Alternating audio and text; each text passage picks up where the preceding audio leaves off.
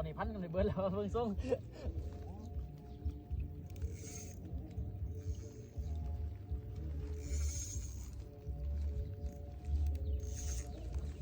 ดอก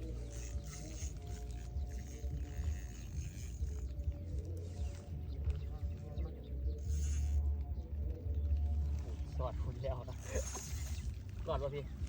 ต้องข้ามใหม่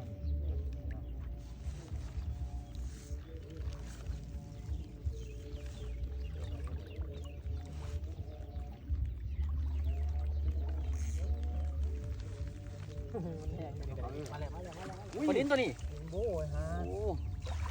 เขาครับครับโบโบรอดยาก